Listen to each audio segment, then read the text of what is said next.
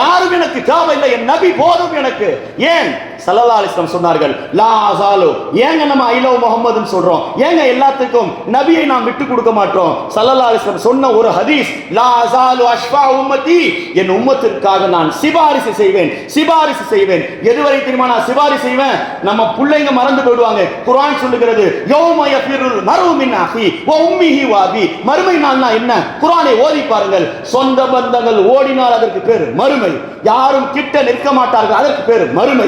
ஆனால் அந்த இடத்தில் நபி சொல்லுகின்றார்கள், நான் சிபாரிசு செய்வேன், சிபாரிசு செய்வேன், நரகத்திலிருந்து காப்பாற்றுவேன், காப்பாற்றுவேன். எந்த அளவுக்கு தெரியுமா காப்பாற்றுவேன்? ஹத்தா யுகாலு, அல்லாஹ்வின் புறத்திலிருந்து என்னை பார்த்து ஒரு சப்தம் வரும், யா முஹம்மத், ஓ முஹம்மது, அக்ரிஜ் மினன் நார், நரகத்திலிருந்து வெளியாக்கி கொண்டே இருங்கள். மன் ஃபீ கல்பிஹி, யாருடைய உள்ளத்தில் எல்லாம் ஜினத்து ஷஈரத்தின் மின் ஈமான், உங்க மேல கொஞ்சோண்டு பிரியம் இருந்துச்சுன்னா போதும், கலிமா சொல்லி இருந்தால் போதும். உங்களை அவன் நேசிக்கிறானா? அவன் உள்ளத்துல உங்க பிரியம் இருக்கிறதா?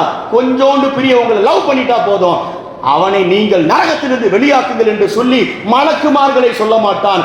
எந்த நபியை நாம் நேசிக்கின்றோமோ அந்த நபி நம்மை நரகத்திலிருந்து கையை பிடித்து சொர்க்கத்திற்கு அழைத்து செல்வார்.